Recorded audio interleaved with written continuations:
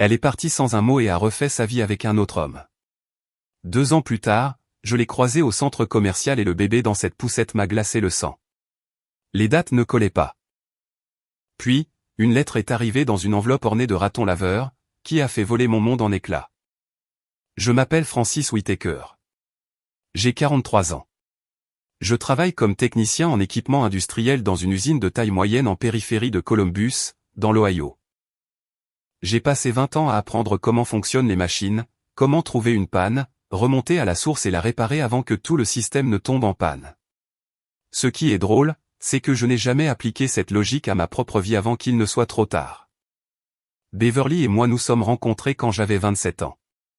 Elle en avait 20, elle était serveuse dans un dîner près de l'usine, et elle avait ce rire que l'on pouvait entendre à l'autre bout d'un parking.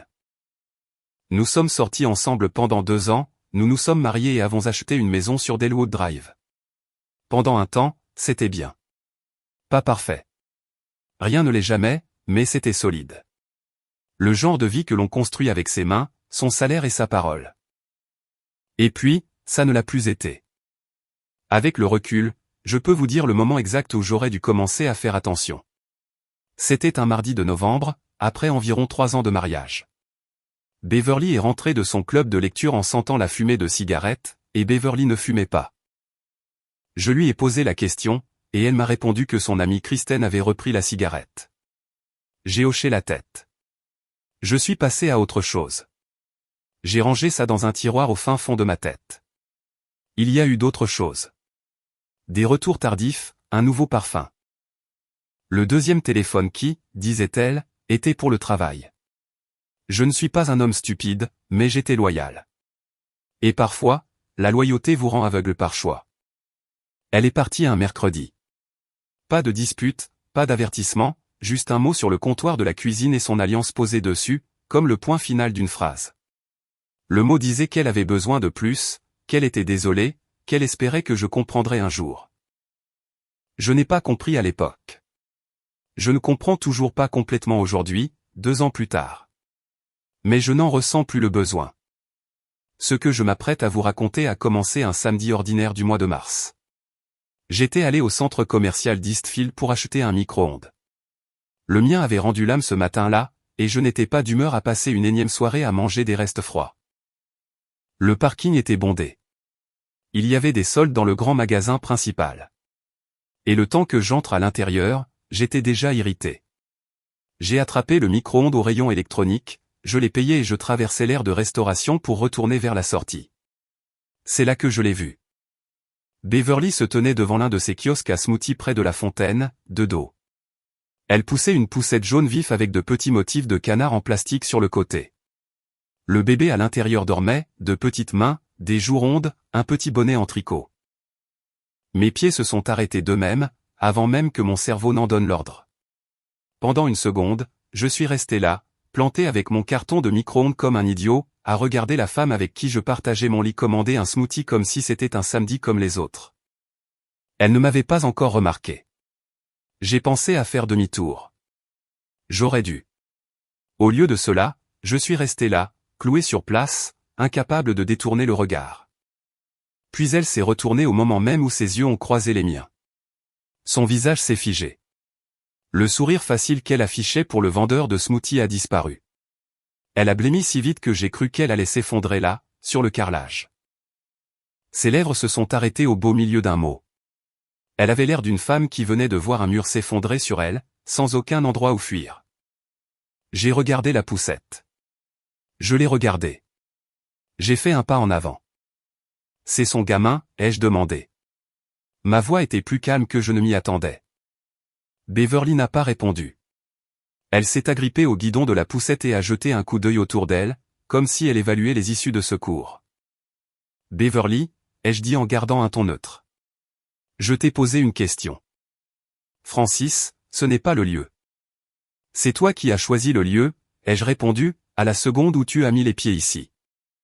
Elle a détourné le regard, la mâchoire crispée. Le bébé a bougé mais ne s'est pas réveillé. J'ai étudié son petit visage pendant un instant, puis j'ai de nouveau regardé Beverly. 2 ans, ai-je dit. Pas un seul mot. Et maintenant, tu es là, dans notre centre commercial, avec son bébé dans une poussette jaune, en train de commander un smoothie avec un supplément de graines de chia. Alors oui, je pose la question. Elle n'a rien dit. Et d'une certaine manière, ce silence a répondu à tout. J'ai ramassé le carton du micro-ondes, j'ai tourné les talons et j'ai marché vers la sortie. Je n'ai pas couru. Je n'ai pas élevé la voix. Je suis simplement parti, car certaines questions n'ont pas besoin de mots. Et certaines réponses sont écrites en toutes lettres sur le visage d'une femme quand elle pense s'en être déjà tirée à bon compte. Ce qui n'était pas le cas. J'ai fait une douzaine de mètres avant d'entendre sa voix derrière moi.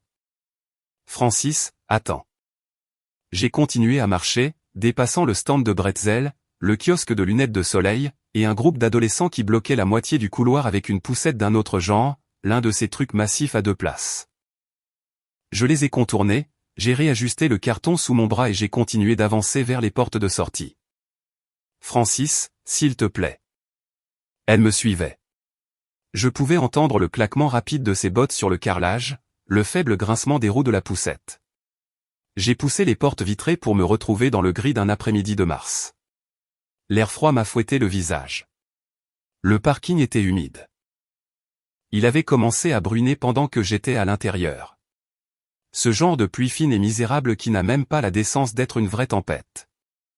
Je me suis arrêté sous l'auvent. Pas parce que je voulais parler, mais parce que je n'allais pas la laisser me courir après dans un parking sous la pluie et appeler ça tourner la page.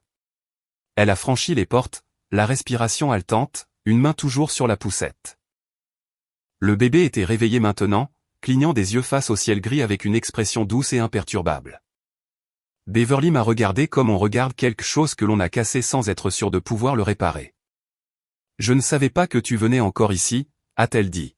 « C'est un centre commercial public, Beverly. » Elle a tressailli. « Bien. »« Je n'essayais pas de, » a-t-elle commencé. « Je sais très bien ce que tu essayais de faire, les jeux coupés. Tu essayais de vivre ta nouvelle vie sans croiser l'ancienne. Aujourd'hui, ça n'a pas marché. » Elle a baissé les yeux vers le guidon de la poussette, grattant le bord du revêtement en caoutchouc. La pluie crépitait régulièrement sur l'auvent au-dessus de nous. J'ai attendu. J'étais devenu doué pour l'attente. 2 ans de questions sans réponse vous apprennent une patience que vous n'avez jamais demandée. Il s'appelle Jacques, a-t-elle finalement dit doucement, comme si elle faisait une confession à l'église. Quelque chose a remué dans ma poitrine. Je n'ai rien laissé paraître. Quel âge ? 22 mois. J'ai fait le calcul sans le vouloir. 22 mois, cela plaçait sa naissance avant son départ, avant le mot sur le comptoir, avant l'alliance sur la table basse. J'ai gardé un visage impassible. Donc, tu étais déjà. Je ne savais pas, a-t-elle dit précipitamment. Pas quand je suis parti. Je l'ai découvert après. Et Holden ? Elle a hoché la tête une fois. À peine. J'ai posé le carton du micro-ondes sur le rebord à côté de moi et je l'ai regardé droit dans les yeux. Tu m'as quitté pour un homme, Beverly. Tu as eu son bébé. Tu n'as pas appelé, tu n'as pas écrit, tu ne m'as pas donné la moindre nouvelle pendant 2 ans. Et maintenant ? Tu es là à me dire que tu ne savais pas. Je vais te laisser réfléchir à ça une seconde. Je suis censé faire quoi de cette information ? Je ne te demande rien de faire, a-t-elle dit. C'est juste que. Je t'ai vu, et je ne voulais pas que ça se termine comme ça. Là-dedans, de cette façon. Ça s'est terminé il y a 2 ans, un mercredi, avec un bout de papier. Elle a tressailli de nouveau. Je n'essayais pas d'être cruel. J'essayais d'être précis. Il y a une différence, même si on ne la ressent pas toujours comme telle.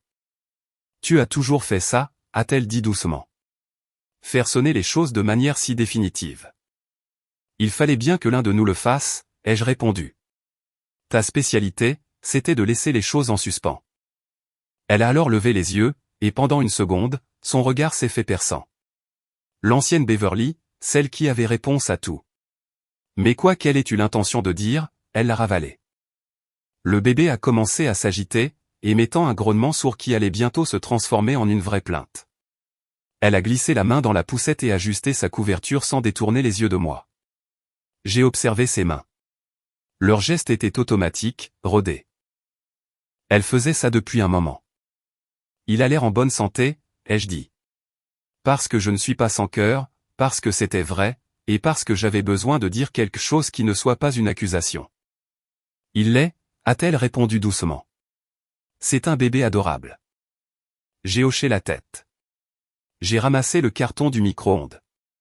La pluie avait un peu forci, éclaboussant le béton devant nous, coulant en minces filets sur le bord de l'auvent. Je suis content qu'il soit en bonne santé, ai-je dit. Sincèrement. Mais Beverly, on a fini de parler pour aujourd'hui. Si tu as quelque chose de vrai à me dire, tu sais comment me joindre. Tu l'as toujours su. Je suis sorti de sous l'auvent pour affronter la bruine. Cette fois, elle ne m'a pas suivi. Je sentais son regard sur moi pendant que je traversais le parking. Je ne me suis pas retourné, pas une seule fois. Mais, assis dans mon pick-up avec un micro-ondes sur le siège passager et la pluie qui ruisselait sur le pare-brise, je suis resté là 5 bonnes minutes sans allumer le moteur. Parce qu'une chose qu'elle avait dite était en train de faire des calculs dans ma tête, des calculs que je n'avais pas demandés. 22 mois, et elle était partie il y a 25 mois.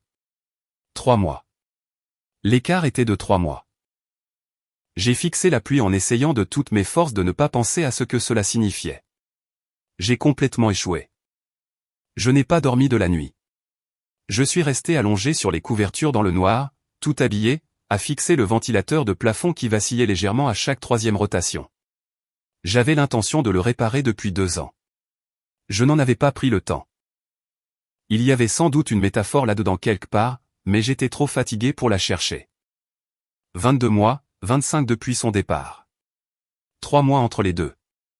J'ai retourné ces chiffres dans ma tête tant de fois qu'ils ont fini par ne plus rien vouloir dire. Puis ils se sont réassemblés pour reprendre tout leur sens. Vers 3 heures du matin, je me suis levé, j'ai préparé un café que je n'ai pas bu, et je me suis assis à la table de la cuisine jusqu'à ce que le ciel derrière la fenêtre passe du noir au gris. Arthur m'a appelé dimanche matin. Arthur Fuller, mon plus vieil ami, 46 ans, divorcé et père de 2 enfants, le genre d'homme qui vous dit ce que vous avez besoin d'entendre et non ce que vous avez envie d'entendre. Nous nous connaissions depuis l'usine.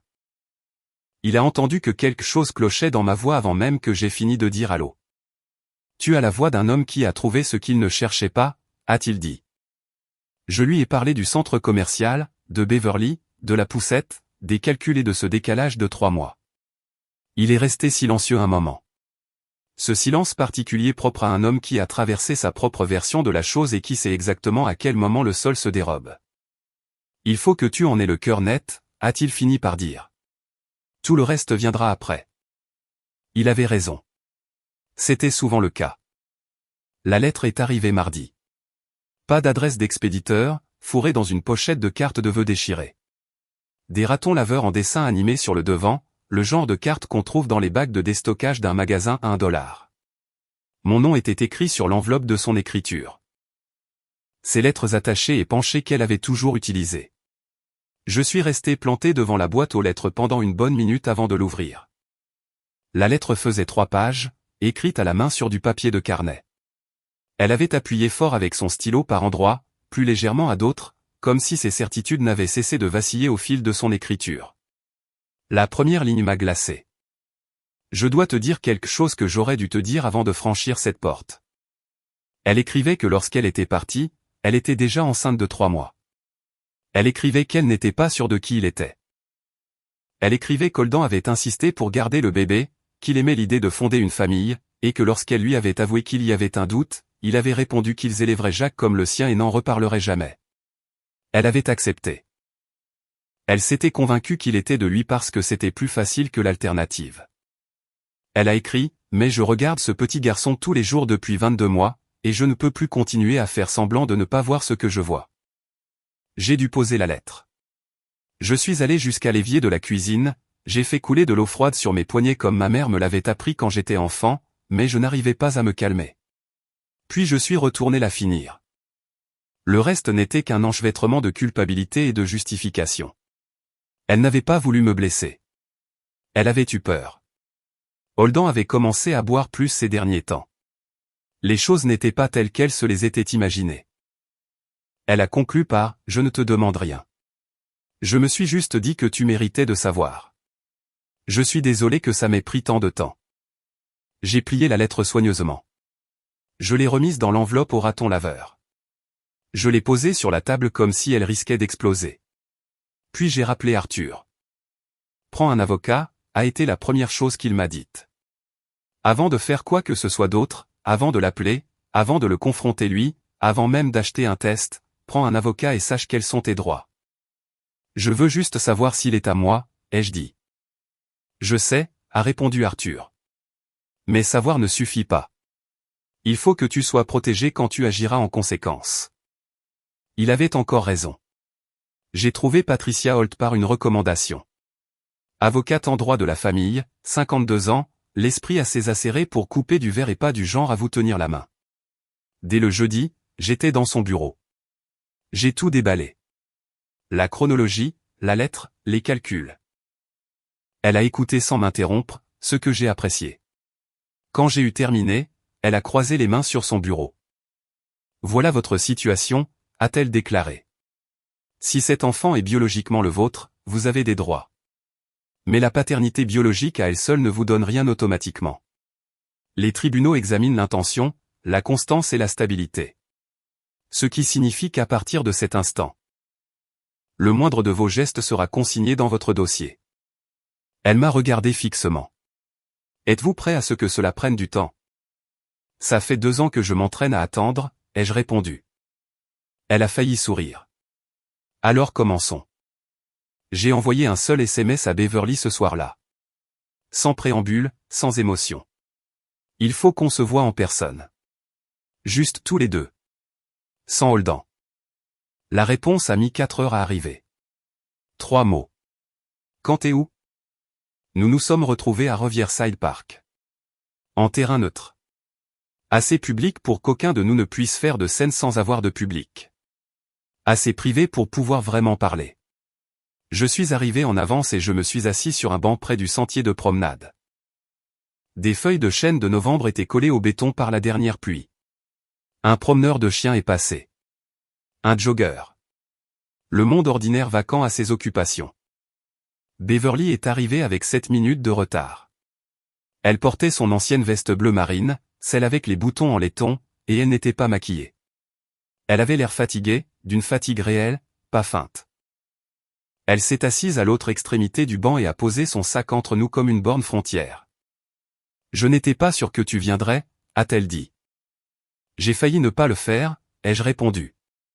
Et puis je me suis rappelé que j'avais été honnête avec toi pendant tout notre mariage, et que je n'allais pas commencer à changer maintenant. Elle a hoché la tête, fixant le sentier. Je veux un test ADN, ai-je déclaré. Sans y aller par 4 chemins, sans adoucir la réalité. Je veux que ce soit fait dans les règles, par un laboratoire, avec des documents officiels. Beverly a expiré lentement. Je savais que tu dirais ça.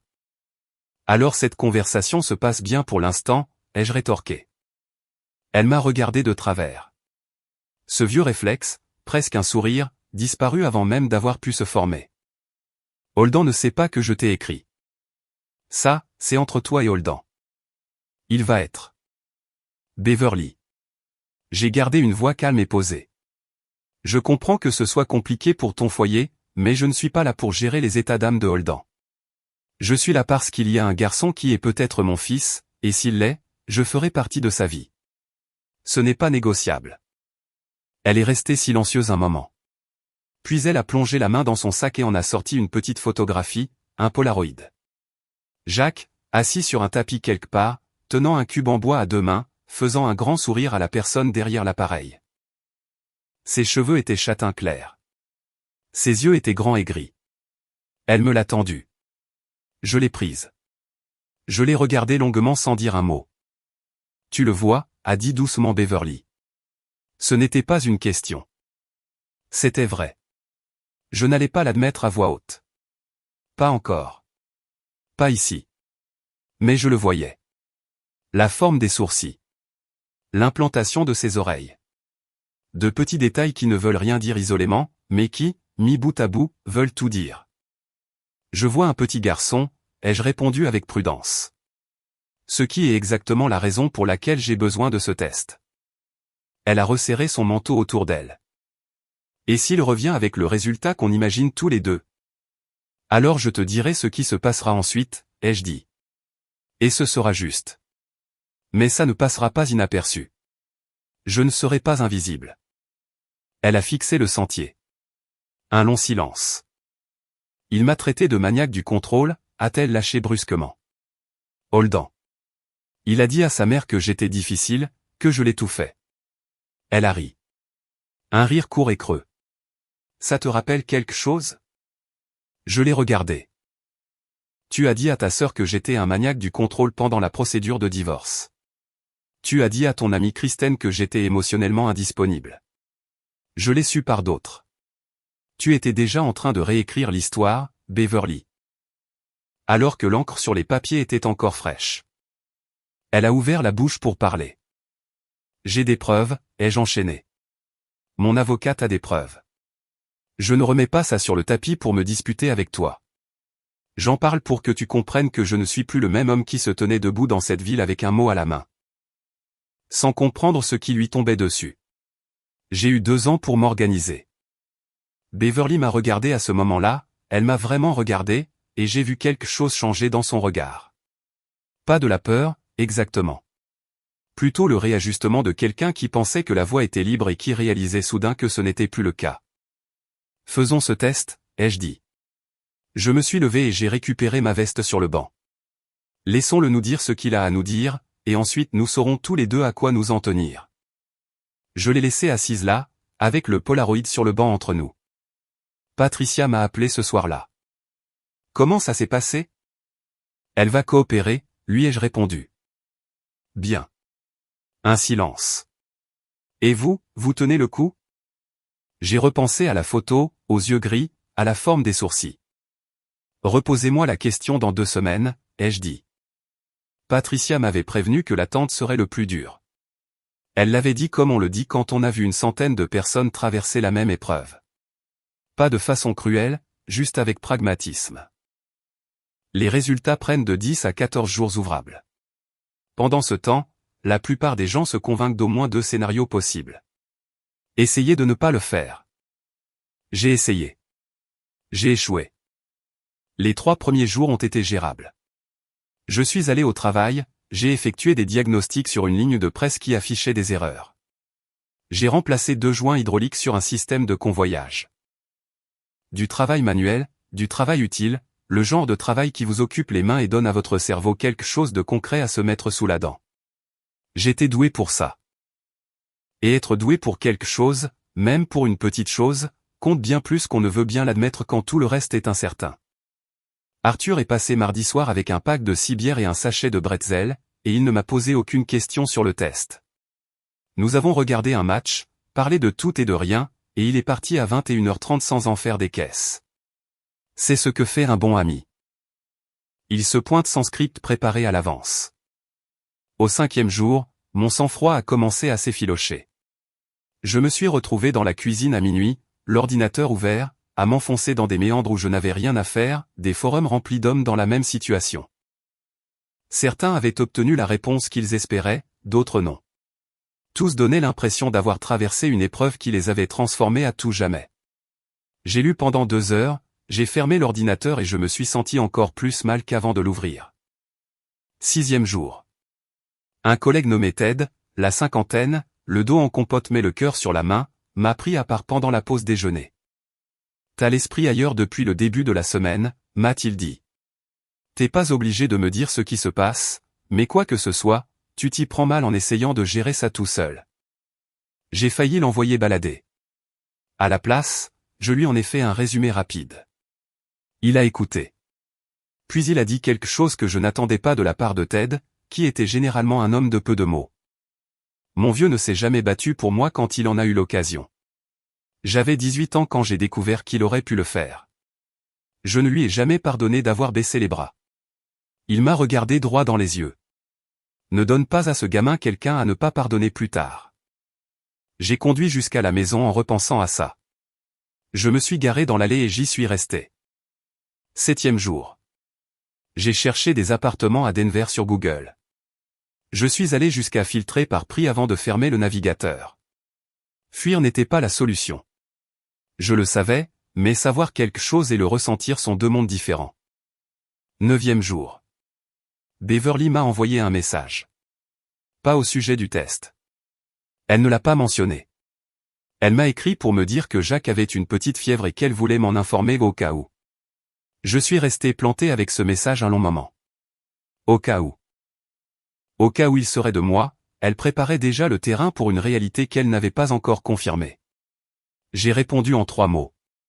Tiens-moi au courant. Parce que je n'allais pas ignorer la fièvre de mon propre fils.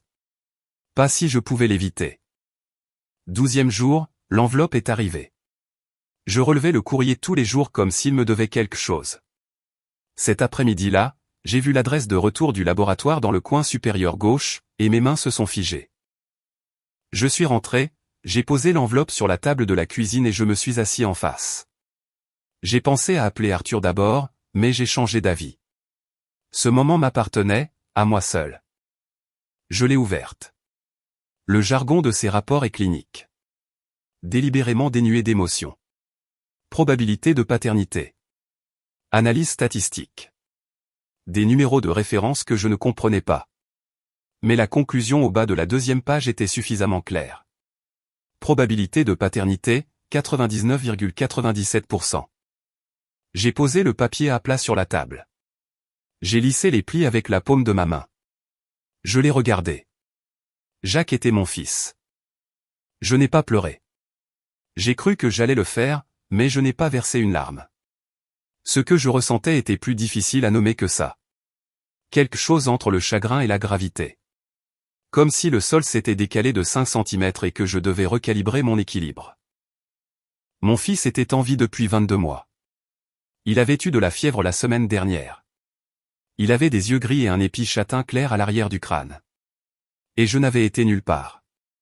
Pas parce que j'avais choisi de ne pas être là, mais parce que personne ne m'avait dit que j'avais une place à tenir. J'ai pris mon téléphone et j'ai appelé Beverly. Pas de réponse. J'ai rappelé, toujours rien. J'ai conduit jusqu'à l'adresse que j'avais encore dans mes dossiers. Celle qu'Arthur avait discrètement vérifiée 3 mois plus tôt, au cas où. La maison était une location beige dans une rue calme. Le pick-up de Holden Sloan était garé dans l'allée. J'ai frappé. Holden a ouvert la porte. Il paraissait plus vieux que la dernière fois que je l'avais vu, les traits plus empâtés, plus affaissés d'une certaine façon, comme si quelque chose en lui s'était lentement dégonflé. Il n'a pas été surpris de me voir. C'est la première chose que j'ai remarquée. Il s'est adossé à l'encadrement de la porte, a croisé les bras et a attendu. Beverly n'est pas là, a-t-il dit.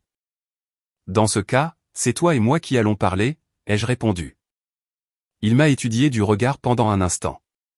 Puis il s'est écarté. Nous sommes restés debout dans la cuisine. Il ne m'a pas proposé de m'asseoir. Je n'ai rien demandé. La maison sentait les plats à emporter et une vague odeur d'humidité. Une machine de linge restait trop longtemps dans le tambour, peut-être. Le gobelet en plastique d'un bébé trônait sur le plan de travail. Une petite paire de chaussures traînait près de la porte de derrière. Je sais pourquoi tu es là, a lancé Holden. Il s'est versé un verre d'eau et ne m'en a pas proposé. Beverly m'a dit qu'elle avait envoyé la lettre. Quand ça? 3 jours après l'avoir postée, il a reposé son verre. Elle se sentait coupable. Elle se sent toujours coupable après avoir fait quelque chose qu'elle aurait dû faire plus tôt. Je l'ai regardé. Tu savais. Avant la lettre, avant le test, tu savais. Il n'a pas nié. Il a fixé la fenêtre au-dessus de l'évier, la mâchoire contractée. Elle me l'a dit avant sa naissance. Elle a dit qu'elle n'était pas sûre à 100%. Je lui ai dit qu'on l'élèverait comme le mien et qu'on irait de l'avant. Et tu as décidé pour vous deux que je n'avais pas besoin de le savoir. Elle a décidé, s'est-il défendu. Moi, j'ai accepté. Ça ne fait pas une grande différence, ai-je rétorqué. Tu avais des informations sur mon fils et tu t'es assis dessus pendant 22 mois. Il s'est alors tourné vers moi, et je m'attendais à de la colère, quelque chose de bouillant et de défensif. Ce que j'ai vu à la place était beaucoup plus terne. Tu veux que je te dise que je suis désolé? Je veux que tu comprennes ce que tu as fait, ai-je répondu. Tu ne m'as pas juste menti. Tu as pris une décision à la place d'un enfant qui n'avait pas son mot à dire. Holden s'est adossé au comptoir. Il avait l'air épuisé, d'une fatigue qui n'avait rien à voir avec le manque de sommeil. Tu crois que ça a été facile? Je crois que ce n'est pas mon problème, ai-je lâché. Il est resté silencieux un moment. Puis il a dit une chose qui a frappé plus fort que je ne l'aurais cru. J'ai changé ses couches à 3 heures du matin. Je lui ai chanté des chansons quand il n'arrivait pas à dormir. J'ai conduit jusqu'aux urgences à minuit parce qu'il faisait une réaction allergique à un truc qu'il avait mangé. Et toi? Tu veux débarquer ici avec un bout de papier et me dire que tout ça ne compte pas? Je l'ai laissé terminer. Puis j'ai dit, ça compte. Je ne t'enlève pas ça. Mais tu t'es fait passer pour son père en m'empêchant de l'être. Ce n'est pas la même chose. Quelque chose a changé sur son visage. Pas tout à fait de l'acceptation, mais plutôt les prémices d'une prise de conscience. Beverly est différente maintenant, a-t-il dit. Depuis sa naissance. Elle est. Je pensais que ça nous rapprocherait. Ça n'a pas été le cas. Il a repris son verre d'eau et l'a reposé sans boire. Elle parle à quelqu'un d'autre. Je ne sais pas qui. J'ai vu les messages, mais pas le nom. Cela a fait mouche, non pas parce que j'étais surpris ou je m'en doutais d'après certaines choses qu'Arthur avait perçues mais à cause de la façon si vide, si creuse dont Holden l'avait prononcé. Comme un homme qui aurait échangé un mensonge contre un autre et qui ne faisait ses comptes que maintenant. Alors tu comprends, ai-je dit doucement, ce que ça fait d'être le dernier à savoir une chose que tout le monde a déjà acceptée. Il a baissé les yeux vers le sol, sans rien dire. Je ne suis pas là pour détruire le lien que Jacques a avec toi, ai-je poursuivi. Il connaît ton visage. Il connaît ta voix. Je le comprends. Mais j'ai un résultat de test ADN, une avocate. Et la ferme intention de faire partie de la vie de mon fils de manière concrète et légale. La question est de savoir si on le fait en bonne intelligence, ou si c'est un tribunal qui prendra les décisions pour nous tous. Holden n'a rien dit pendant un long moment. Alors, qu'est-ce que tu veux? Un accès. Un accès régulier, officialisé et constant, organisé par l'intermédiaire de mon avocate et de Beverly. Aucune interférence, aucun petit jeu. Je veux faire partie de sa vie. Pas pour le prendre à qui que ce soit, mais parce qu'il est à moi et qu'il mérite de le savoir. Il m'a longuement dévisagé. Ses épaules se sont légèrement affaissées. Ce n'était pas une capitulation. Plutôt l'attitude d'un homme qui pose un lourd fardeau qu'il transportait dans la mauvaise direction. Parlant à Beverly, a-t-il finalement dit. C'est mon intention, ai-je répondu, mais je voulais que tu l'entendes de ma bouche en premier. D'homme à homme. Je suis reparti par le couloir, j'ai dépassé les petites chaussures près de la porte, et je suis sorti. Sur le chemin du retour, j'ai appelé Patricia. Je lui ai parlé, ai-je annoncé. Comment ça s'est passé? Il ne va pas se battre, ai-je dit. En tout cas, pas aujourd'hui. Tant mieux, a-t-elle répliqué. Parce que j'ai déposé la requête initiale en reconnaissance de paternité ce matin. Le compte à rebours était officiellement lancé. Je me suis inséré sur l'autoroute. La ville s'étalait sous les dernières lueurs du soir. Jacques avait 22 mois. J'avais déjà raté trop de choses. Je n'allais pas rater un seul jour de plus si je pouvais l'éviter. Patricia a agi vite une fois que je lui ai donné le feu vert. Dans les 48 heures suivant ma visite chez Holden, elle avait déposé une requête formelle de reconnaissance de paternité et d'établissement des droits parentaux devant le tribunal aux affaires familiales du comté de Franklin. Elle m'a appelé le lendemain matin pour m'expliquer la suite des événements. Beverly recevra l'assignation d'ici la fin de la semaine, a-t-elle indiqué. À partir de là, elle aura 30 jours pour répondre. D'après votre conversation avec Holden, je ne m'attends pas à ce qu'elle conteste la paternité. Avec les résultats ADN. C'est une bataille perdue d'avance pour elle. Ce qu'elle pourrait contester, en revanche, c'est l'étendue de votre droit de visite et les modalités de garde. Comment ça va se passer, ai-je demandé. Sous la forme d'une audience, a-t-elle expliqué. Devant un juge qui évaluera les deux parties et rendra une décision basée sur l'intérêt supérieur de l'enfant. Ce qui signifie que votre comportement à partir de maintenant est crucial. Tout ce que vous dites, tout ce que vous faites. Chaque SMS que vous envoyez fera partie de votre dossier. Je lui ai dit que j'avais compris. Elle a répondu que c'était parfait, et qu'elle prévoirait une séance de préparation pour la semaine suivante.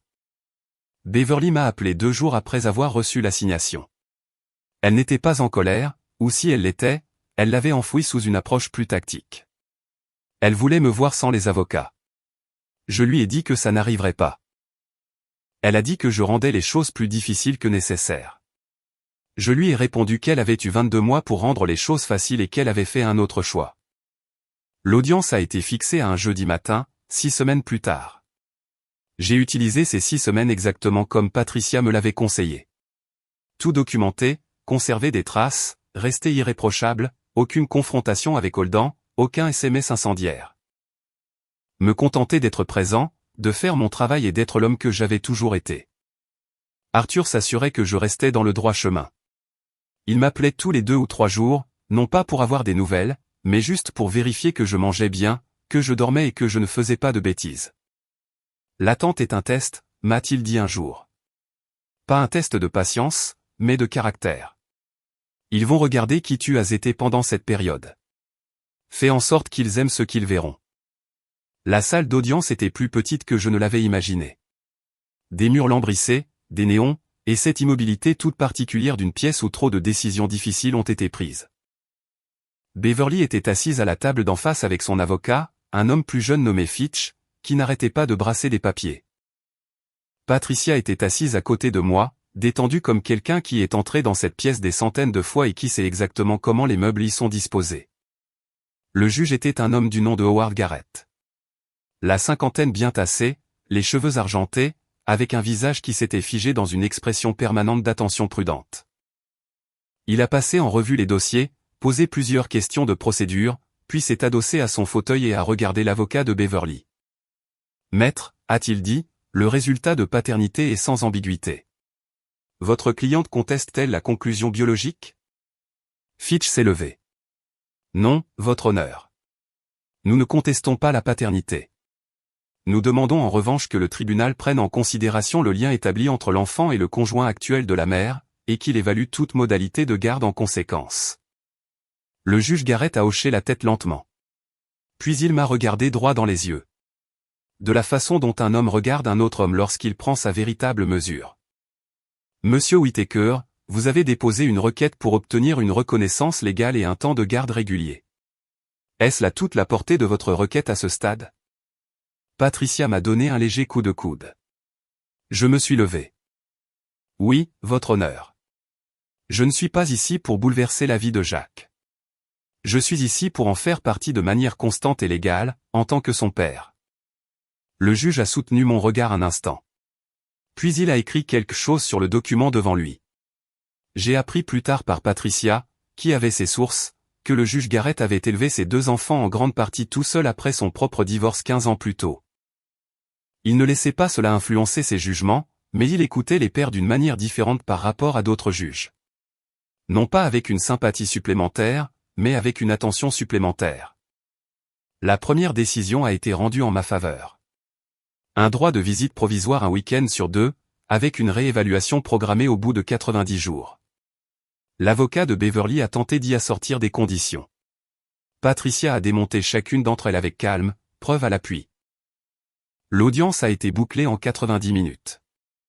Dehors, sur les marches du palais de justice, Patricia s'est autorisée un petit air de satisfaction. 90 jours, a-t-elle dit. Vous vous tenez à carreau pendant ces 90 jours. Et on y retourne pour demander plus. Le droit de visite standard en milieu de semaine, les vacances, la totale. Et Beverly. Elle peut rendre ça facile, ou elle peut rendre ça difficile. A ajouté Patricia. D'une manière ou d'une autre, le résultat sera le même. Ça déterminera juste combien cela va lui coûter. J'ai conduit jusqu'à chez moi avec l'ordonnance provisoire sur le siège passager. Je me suis arrêté dans une quincaillerie en chemin. J'ai acheté de la peinture, un bleu gris doux, le genre de couleur qu'on mettrait dans une chambre d'enfant. Je n'avais pas encore de chambre d'enfant, mais j'allais bientôt en avoir une. 3 semaines après la première audience, Beverly m'a appelé un dimanche soir. J'ai failli ne pas répondre. J'ai laissé sonner 4 fois, puis j'ai décroché, car ne pas répondre me faisait l'effet du genre de petite lâcheté dont je m'étais rendu coupable bien trop de fois pendant notre mariage. Holden a perdu son boulot, a-t-elle lancé. Pas de bonjour, pas de préambule. J'ai attendu. On a 2 mois de retard sur le loyer, a-t-elle continué. J'ai pris des gardes supplémentaires, mais ça ne. Elle s'est interrompue. Jacques a besoin de stabilité. Je ne le demande pas pour moi. Je le demande pour lui. J'ai encaissé ça un instant. L'ancienne version de moi-même, celle qui rangeait les problèmes dans un tiroir au fond de sa tête et cherchait des excuses pour contourner les vérités dérangeantes, aurait pu soit lui faire un chèque par réflexe, soit lui dire non par rancœur. Je n'étais plus aucun de ces 2 hommes. Voilà ce que je vais faire, ai-je répondu. Je vais ouvrir un compte en fiducie au nom de Jacques. Chaque mois, j'y déposerai de l'argent, suffisamment pour couvrir sa part de loyer, de nourriture et de frais médicaux. Le compte sera géré par un tiers désigné par mon avocate. Tu pourras piocher dedans pour les dépenses justifiées de Jacques. Holden n'y aura aucun accès. Pas un seul dollar. Silence à l'autre bout du fil. Tu vas sûrement me demander pourquoi je ne me contente pas de te faire un chèque. Je te réponds tout de suite que je n'ai aucune confiance dans le fait que ce chèque aille là où il doit aller. De cette façon, Jacques a l'argent. C'est la seule configuration que j'accepterai. Francis. Ça fait beaucoup de conditions. Ce ne sont pas des conditions, ai-je rétorqué, ce sont des modalités. Il y a une différence. Une condition implique que je pourrais changer d'avis. Une modalité, c'est simplement la règle du jeu. Une autre pause, puis, doucement, pourquoi fais-tu ça après tout ce qui s'est passé? Je ne le fais pas pour toi, ai-je déclaré. Je le fais parce que ce garçon porte mon sang et mon nom, et qu'il mérite une stabilité, quelles que soient les décisions que les adultes de sa vie ont pu prendre. Ne prends pas ça pour du pardon. Elle n'a pas répondu à cela. Après un moment, elle a dit qu'elle demanderait à son avocat d'examiner l'arrangement. C'est une bonne décision, ai-je approuvé. Qu'il appelle Patricia. J'ai raccroché et j'ai appelé Arthur. Il a décroché à la 3e sonnerie. Et quand je lui ai expliqué ce qui venait de se passer, il y a eu un blanc, puis un petit rire sec. Tu viens de la transformer en pur instrument juridique, a-t-il dit. C'est froid, mon frère. Ce n'est pas froid, ai-je répondu. C'est propre. Jacques mange et a un toit. Holden ne peut pas boire mon argent. Beverly apprend que je ne suis plus un pigeon. Et tout le monde comprend le nouvel ordre des choses. Arthur s'est tu une seconde. Comment tu gères vraiment tout ça au fond? Demande-moi quand j'aurai eu Jacques tout un week-end, ai-je répondu. Il a semblé comprendre que c'était la seule réponse honnête que j'avais à offrir. Patricia a mis en place la fiducie en moins de 10 jours. Le dispositif était blindé. Seules les dépenses justifiées étaient acceptées, facture à l'appui. Rapport trimestriel. L'avocat de Beverly l'a examiné et est revenu avec 2 modifications mineures. Patricia en a accepté une et a refusé l'autre, et tout a été signé à la fin de la semaine. Le premier week-end où j'ai eu Jacques est tombé un samedi, début mai. Beverly l'a déposé chez moi à 9h du matin. Elle se tenait sous le porche de devant avec le petit sur la hanche. Il avait 23 mois à présent, portait une petite veste en jean et tenait un lapin en peluche, et elle a regardé la maison comme si elle en mémorisait les moindres détails. Je me tenais sur le pas de la porte. Il adore ce lapin, a-t-elle dit. Ne le perds pas de vue, sinon il te le fera savoir. C'est noté, ai-je dit. Elle me l'a passé. Son poids était réel, chaleureux et complètement désorientant. Il m'a fixé de ses grands yeux gris, sans peur, évaluant simplement la situation comme le fait un petit bout d'homme dans un nouvel endroit avant de décider s'il est en sécurité. Salut, Jacques, ai-je murmuré. Il n'a rien dit, il a simplement tendu la main et a attrapé mon col avec son poing. Beverly est retournée à sa voiture sans se retourner. Je suis entré et j'ai fermé la porte. Arthur était dans la cuisine en train de préparer un repas tout simple, il avait proposé son aide. Gloria, ma mère, qui avait conduit depuis Chillicothe la veille au soir et dormi dans la chambre d'amis en s'efforçant de ne pas en faire toute une histoire, était assise à la table de la cuisine avec un verre de thé glacé. Remplissant une grille de mots croisés et faisant semblant de ne pas guetter la porte d'entrée. À l'instant où je suis apparu avec Jacques, elle a posé ses mots croisés. Elle a regardé le garçon pendant un long moment. Jacques l'a regardé en retour avec la même expression calme et évaluatrice qu'il m'avait accordée.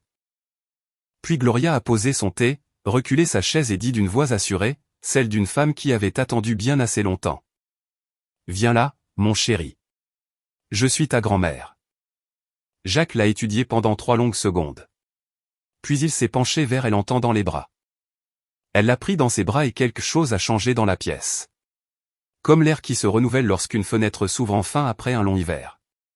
Arthur s'est remis à ses sandwichs. Je me suis adossé à l'encadrement de la porte et j'ai regardé ma mère tenir mon fils pour la toute première fois. J'ai pensé à ces 22 mois, à tous ces samedis qui s'étaient écoulés sans que rien de tout cela n'existe. Puis je me suis détaché du cadre de la porte et je suis allé aider Arthur à préparer le repas, parce que le passé était le passé, et qu'il y avait un petit garçon à la table de la cuisine qu'il fallait nourrir. L'audience de réévaluation des 90 jours a eu lieu un mardi matin de fin juillet. Patricia m'a fait venir à son bureau à 7h30 pour parcourir le dossier une dernière fois avant de nous rendre au tribunal. Elle a étalé les documents sur la table de conférence. Le journal des visites, les échanges de SMS, les relevés du compte en fiducie, les factures médicales de Jacques, 2 douzaines de photos horodatées prises lors de mes week-ends avec lui. Des preuves de ma présence, des preuves de ma constance, la preuve que j'avais été au rendez-vous à chaque fois que j'avais promis de l'être. L'avocat de Beverly va plaider pour le maintien du statu quo. M'a expliqué Patricia en glissant vers moi une page surlignée. Il présentera toute augmentation de votre temps de garde comme une perturbation de la routine de l'enfant. Notre contre-argument est simple. L'enfant s'est bien adapté. Les modalités actuelles n'ont généré aucun conflit et le père a été exemplaire. Nous demandons la visite en milieu de semaine et le planning des vacances. Garrett examinera le bilan de ces 90 jours et prendra sa décision.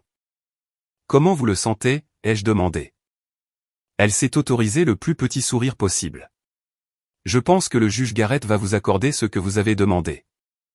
Elle avait raison. L'audience a duré 40 minutes. Beverly était assise à la table d'en face, ressemblant à une femme qui avait décidé de cesser de lutter contre une marée qu'elle ne pouvait pas inverser. Fitch a présenté ses arguments.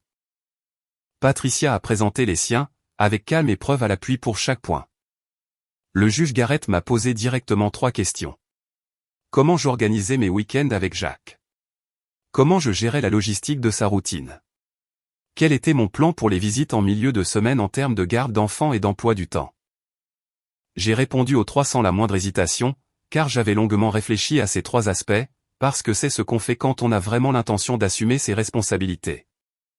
Garrett a approuvé l'extension des modalités de garde. Un week-end sur 2, une visite le mercredi soir chaque semaine, une alternance pour Thanksgiving, et des vacances de Noël partagées. Il a également ajouté une ligne à l'ordonnance qui, comme me l'a dit plus tard Patricia, était inhabituelle, une mention précisant que le père avait fait preuve d'une implication constante et documentée, et que toute modification future des modalités de garde devrait prendre en compte ce précédent. En clair, j'avais plaidé ma cause avec succès en faisant tout simplement ce que j'avais dit que je ferais. Qui l'eût cru? Beverly m'a intercepté sur les marches du palais de justice après coup. Son avocat était encore à l'intérieur. Elle s'est approchée seule, les mains dans les poches de sa veste, et m'a regardé avec une expression que je ne lui avais pas vue depuis des années. Quelque chose sans défense, et un peu à vif. Il a réclamé après toi mercredi dernier, m'a-t-elle dit. Jacques. Il a pointé la porte du doigt quand c'était presque l'heure pour toi de venir le chercher et n'a prononcé que cette seule syllabe. Mais il savait. J'ai encaissé ça un instant. Merci de me l'avoir dit, ai-je répondu. Elle a hoché la tête en regardant la rue. Je sais que je ne suis pas en position de te demander pardon. Je ne te le demande pas. Je veux juste que tu saches que je vois ce que tu fais pour lui et que tu es un bon père, Francis. Je sais, ai-je répondu, sans arrogance, de manière purement factuelle. Parce que je le savais, et que j'en avais fini de jouer la carte de l'humilité face à des personnes qui l'avaient confondu avec de la faiblesse. Elle est retournée à l'intérieur. J'ai marché jusqu'à mon pick-up. Sur le chemin du retour, j'ai appelé Arthur. Il a décroché en disant « Alors ?» Visite en milieu de semaine, alternance pour les vacances, planning complètement étendu, lui ai-je annoncé. Il y a eu un blanc. Puis Arthur a dit très doucement « Bien. Vraiment bien, mon frère. » Je suis rentré, j'ai tombé la veste et j'ai passé le reste de l'après-midi à aménager la chambre d'amis. De la peinture bleu-gris, une petite bibliothèque que j'avais montée la semaine précédente. Un cadre de lit que j'avais déniché dans une brocante et repeint en blanc. J'avais commandé une couette à motif de dinosaure qui devait arriver le jeudi. Non pas parce que Jacques prêterait attention à ces détails à l'âge de 23 mois, mais parce que ces détails seraient là lorsqu'il serait en âge de le remarquer, et je voulais que tout soit déjà parfait. Holden a déménagé de la location de Beverly 3 semaines plus tard, m'a appris Arthur. Non pas qu'il surveillait la situation de près, mais vu la taille de notre ville, les informations circulaient qu'on le veuille ou non. Beverly s'en sortait seule. Elle avait obtenu de meilleurs horaires au cabinet médical où elle travaillait. Elle ne me demandait rien d'autre que ce qui était déjà prévu par la fiducie. Je respectais cette distance. C'était plus propre ainsi. Ce que je n'ai pas respecté, en revanche, et ce que Patricia a immédiatement documenté, ce fut la tentative de Holden, fin août, de déposer une demande pour ce qu'il a appelé des droits parentaux établis fondés sur ses 22 mois passés avec Jacques. C'était un coup de poker sur le plan juridique et Patricia me l'a bien dit. Mais ce n'était pas rien. Un homme qui avait sciemment dissimulé des informations sur la paternité de l'enfant et qui essayait de revendiquer un statut de parent par le simple fait du temps écoulé. C'était le genre d'initiative qui en disait long sur le rapport d'un individu avec le sens des responsabilités. Le juge Garrett a rejeté la demande lors de l'examen préliminaire. Il n'a même pas fixé de date d'audience. Patricia m'a appelé pour m'annoncer la nouvelle un vendredi après-midi alors que j'étais plongé jusqu'au coude dans un vérin hydraulique à l'usine. Je lui ai demandé de répéter une fois, juste pour être sûr. Puis je l'ai remercié, j'ai raccroché, et je suis retourné à mon vérin. Certaines choses méritent qu'on en fasse tout un cérémonial. Pas celle-là. Le deuxième anniversaire de Jacques est tombé un samedi en octobre, ce qui voulait dire que c'était mon week-end. Beverly et moi avions soigneusement convenu par l'intermédiaire de nos avocats, puis lors d'un bref appel téléphonique courtois, que j'organiserais une petite fête chez moi. Gloria a refait la route depuis Chillicothe. Cette fois-ci, avec un sac de cadeaux rempli de choses qu'elle collectionnait depuis le mois de mai. Arthur est venu avec ses 2 enfants, qui étaient en âge de divertir un bambin de 2 ans par procuration. Ils ont construit des trucs avec des cubes et Jacques les a observés avec l'intensité concentrée de quelqu'un qui étudie leur technique. J'ai préparé du chili. J'ai acheté un gâteau à la boulangerie de la 5e rue avec un camion de pompiers sur le dessus, car à ce stade, tout l'entourage proche de Jacques connaissait son obsession pour tout ce qui comportait une sirène et des gyrophares. Cela avait commencé 2 mois plus tôt. Lors de ma 3e visite du mercredi soir, je l'avais récupéré et nous nous étions arrêtés au parc sur le chemin du retour. Nous étions assis sur un banc, et alors qu'il arrachait méthodiquement les feuilles d'une branche basse, un camion de pompiers est passé au carrefour. Gyrophares allumés, sirène hurlante. Jacques s'était complètement raidi, puis il avait pointé tout son bras dans cette direction en produisant un son qui n'était pas tout à fait un mot, mais qui communiquait avec une clarté absolue que c'était la chose la plus importante qui lui soit arrivée de toute sa vie. Le samedi suivant, je l'avais emmené à la caserne de pompiers de l'avenue Henderson. L'un des gars là-bas, un grand gaillard nommé Arnel, patient comme pas deux, a laissé Jacques s'asseoir dans la cabine du camion pendant que je restais en bas à prendre 17 photos. Jacques tenait le volant à 2 mains et regardait à travers le pare-brise avec l'expression d'un homme qui a trouvé sa véritable vocation. Sur le trajet du retour, il s'était endormi dans son siège auto, une main encore légèrement tendue en avant dans son sommeil, comme s'il tenait toujours le volant. J'avais fait encadrer l'une de ses photos. Elle était accrochée dans sa chambre, chez moi, à côté de la bibliothèque. Mais revenons à l'anniversaire. L'après-midi était particulièrement chaud pour un mois d'octobre, et nous avons alterné entre l'intérieur et le jardin au gré de nos envies. Gloria a porté Jacques un long moment après le déjeuner, le promenant doucement dans le jardin en lui montrant les choses du doigt, le chêne, un oiseau sur la clôture, les nuages qui défilaient dans le ciel. En lui soufflant leur nom avec cette patience sans hâte avec laquelle elle m'avait autrefois appris le mien. J'observais la scène depuis le porche arrière et je sentais quelque chose s'apaiser dans ma poitrine, quelque chose qui m'avait tourmenté pendant 2 ans et demi. Arthur m'a pris à part en fin d'après-midi, alors que les petits commençaient à fatiguer et que les adultes en étaient à leur 2e tasse de café. Tu as l'air différent. Différent comment? Il a réfléchi. Plus léger. Comme si tu avais porté quelque chose pendant très longtemps et que tu l'avais enfin posé au bon endroit. J'y ai repensé. Le courrier avec l'enveloppe ornée de ratons laveurs. Les 12 jours d'attente. Le parking sous la pluie. Le visage de Beverly dans l'air de restauration. Les yeux gris sur un Polaroid. Les marches du tribunal. La chambre au mur bleu-gris. Ouais, ai-je répondu. Quelque chose comme ça. Avant que les invités ne partent, j'ai sorti le cadeau principal, un camion de pompiers rouge, un jouet assez imposant pour qu'on le prenne au sérieux, avec de vrais gyrophares et un bouton pour la sirène sur le toit. Jacques l'a aperçu depuis l'autre bout de la pièce et a émis un son que l'on ne pourrait qualifier que de respectueux. Il l'a transporté jusque dans un coin du salon, s'est assis avec sur les genoux, et a passé les 20 minutes suivantes à appuyer sur le bouton de la sirène avec l'application méthodique d'un chercheur confirmant une hypothèse. Beverly est venue le chercher à 17h30. Elle s'est tenue sur le pas de la porte pendant que je le préparais. La veste, les chaussures, le lapin qu'il exigeait toujours pour n'importe quel trajet en voiture. Elle a regardé le salon, les invités qui rassemblaient leurs affaires. Gloria faisant ses adieux. Les enfants d'Arthur qui enfilaient leurs manteaux. Jacques, avec son camion de pompiers calé sous le bras comme s'il transportait des documents confidentiels. On dirait que ça a été une bonne journée, a-t-elle remarqué.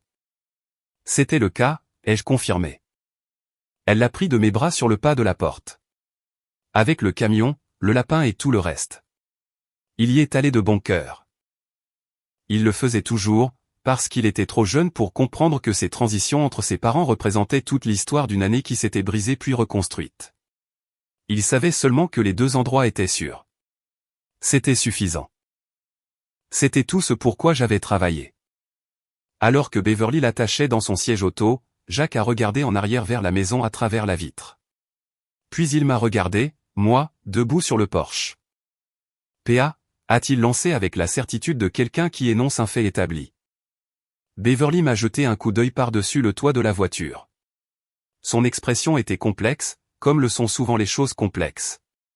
Tout en nuances, avec une pointe de tristesse, et quelque chose de plus profond qui ressemblait à de la paix.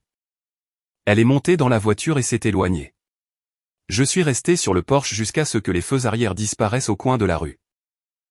Ensuite, je suis rentré à l'intérieur, où Arthur lavait les tasses à café dans l'évier et où Gloria repliait le papier de soie de son sac cadeau comme si cela valait la peine d'être conservé. Bon anniversaire, a dit Arthur sans se retourner. Ouais, ai-je dit. Je me suis adossé à l'encadrement de la porte et j'ai écouté la maison retrouver son calme autour de moi. Les bruits ordinaires de gens achevant une belle après-midi. 2 mois plus tôt, j'ignorais complètement ce qu'un camion de pompiers pouvait représenter pour un enfant de 2 ans. Désormais, je connaissais le cri de joie bien particulier de cet enfant de 2 ans, sa position préférée pour dormir, je savais qu'il aimait les myrtilles mais seulement si elles étaient froides, et qu'il vous confierait un objet qu'il adorait s'il jugeait que vous étiez digne de confiance. Il m'avait tendu un camion de pompiers, une fois, juste l'espace d'un instant lors d'une visite en septembre. Il me l'avait tendu à 2 mains et avait attendu de voir ce que j'allais en faire. Je l'avais tenu avec précaution et je lui avais rendu. C'est ça, le boulot, au fond. Le tenir avec précaution, le rendre, et être au rendez-vous la fois suivante. Et je comptais bien continuer d'être au rendez-vous.